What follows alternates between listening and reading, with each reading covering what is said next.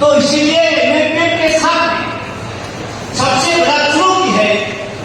कि हम जिस तरह से संघर्ष स्थानीय लोकल मूवमेंट चल रहा है उसको लेकर हो तो नया नया आंदोलन अभी आ रहा है, उनको करना पड़ता है। लेकिन जो उड़ीसा हो, छत्तीसगढ़ हो,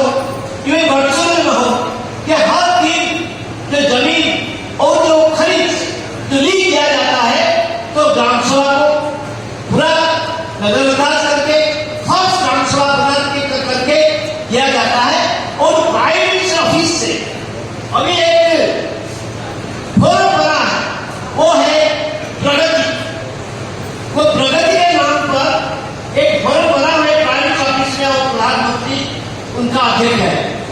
तो उससे वो क्या करते, उनमें मेंबर है तो भाग केंद्र सेक्रेटरी और हर राज्य का चीफ सेक्रेटरी। तो ये जो प्रगति की तरफ से अभी राज्य सरकार को इग्नोर करके, राज्य सरकार से कोई सलाह न करके एक डायरेक्शन आता है, एक निर्देश आता है कि किसी तरह जो कंपनी है, जो इंडस्ट्री है या माइनिंग है, वो किसी तरह जल्दी जल्दी हस्तांतर हो जाए और उसको परमिशन मिल जाए। ये एनवायरमेंटल परमिशन हो या जमीन का परमिशन हो, इस तरह अभी निर्देश आ रहा है। हमको लगता है कि इसके खिलाफ हमको लड़ना पड़ेगा, क्योंकि ये तो राज्यों का क्षमता खत्म हो जाता है, फेडरलिज्म खत्म हो जाता है और सीधा से सीधा प्राइम मिनिस्टर ऑफिस जो खनन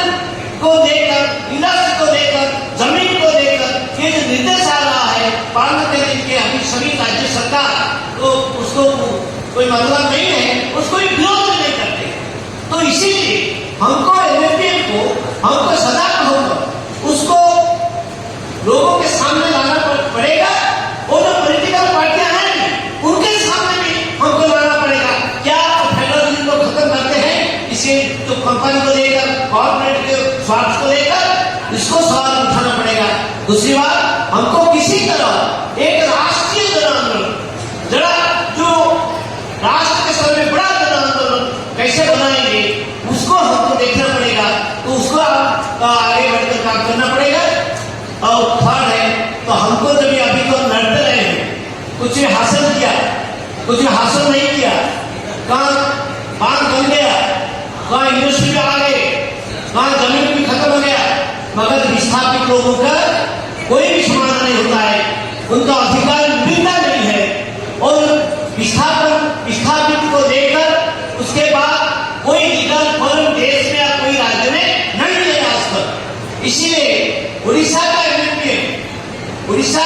एमएफपीएफ शाखा अभी 2 साल पहले तो 2-3 साल पहले हम एक public hearing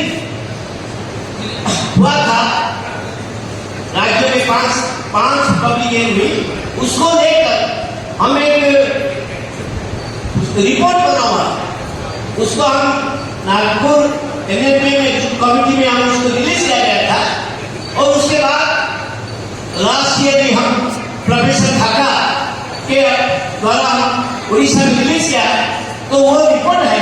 displacement and human rights foundation, जो उड़ीसा स्टोरी। तो इसीलिए हम चाहते हैं कि हर राज्य में विस्थापित को लेकर हम रिपोर्ट बनाए और हमारा डिमांड है कि हम चाहते हैं कि विस्थापित को न्याय दिलाने के लिए देश में एक national commission for justice to displaced people बने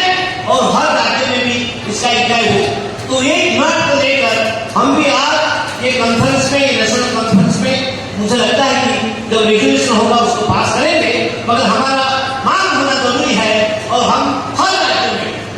एमएफपीएफ की तरफ से हर आंदोलन मिलकर मुझे लगता है विस्थापित को लेकर उनका जो समस्या है उनको एक रिपोर्ट बनाए, सभी रिपोर्ट को लेकर हम देश भर में ये मांग को उठाएं। धन्यवाद।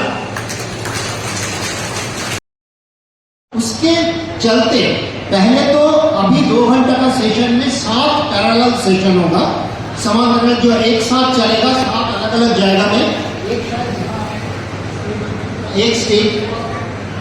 ठीक है, किरण वो सारे डिटेल करेंगे। लेकिन इसमें हम लोग जो चाहते हैं सभी में जो चर्चा हुआ है इसके ऊपर, ये जो 2 घंटा का चर्चा होगा इसमें ये बात करें उस बड़ा मुद्दा पे, जैसे climate and ecological justice, climate और जलवायु और पर्यावरणीय न्याय का जो मुद्दा है,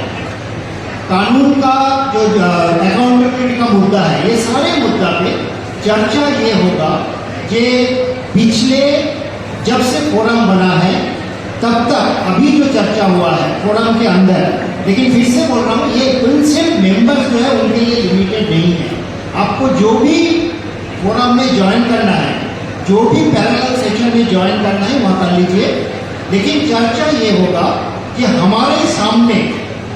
क्रिटिकल चैलेंज, सबसे बड़ा चुनौती, सबसे बड़ा मुद्दा क्या है, ये जो एरिया है, क्षेत्र है,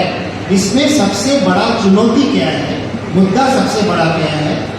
पिछले 1 या 2 या 3 साल जब भी ये मुद्दा आपने चर्चा किया, इसके चलते आपको आप मतलब डिटेल व्याख्यान में मत जाइए, लेकिन क्या एक्सपीरियंस हुआ, तो ये जो चुनौती, इसको हम कैसे सामना कर रहे हैं, कहाँ सक्सेस मिला है, क्यों मिला है, कहाँ फेलियर हुआ है, सेटबैक हुआ है, क्यों हुआ है, क्या करना चाहिए,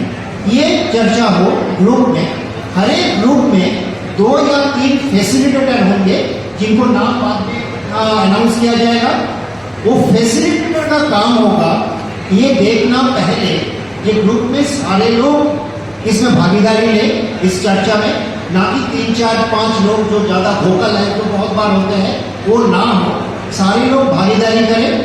सब लोग अपना बात कह पाए। इसके ऊपर ये जो 3 मुद्दा का 3 ऑब्जेक्टिव उद्देश्य है, इसके ऊपर फोकस रखें और इस चर्चा के बाद ग्रुप का एक छोटा सा प्रेजेंटेशन जब होगा 8 मिनट के अंदर बाद में, उस समय ग्रुप में आइडेंटिफाई करें ग्रुप के तरफ से कौन 2, 3, 4, 5 व्यक्ति मिलकर प्रेजेंटेशन करेंगे और उसमें कंसाइज अच्छा ढंग से ग्रुप को एक्सपीरियंस क्या है, लर्निंग क्या है, चुनौती क्या है और उस ग्रुप क्या सोचते हैं इस मुद्दा पे, ये बड़ा स्तर पे हम आने वाले 1 साल में क्या करेंगे। वो एक टेंटेटिव प्रोग्राम हो सकता है, उसको जरूरी नहीं है एकदम कॉन्क्रीट प्रोग्राम बन के आ जाए, लेकिन किस ढंग का क्या करेंगे आने वाले 1 साल में, उसके ऊपर चर्चा हो। और ये फैसिलिटेटर, इसको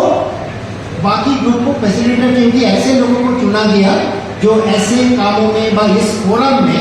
कुछ दिनों से जुड़े हुए हैं, तो उस फैसिलिटेटर ये काम को करेंगे। तो मैं कॉमरेड फ्रैंको एंड किरण आके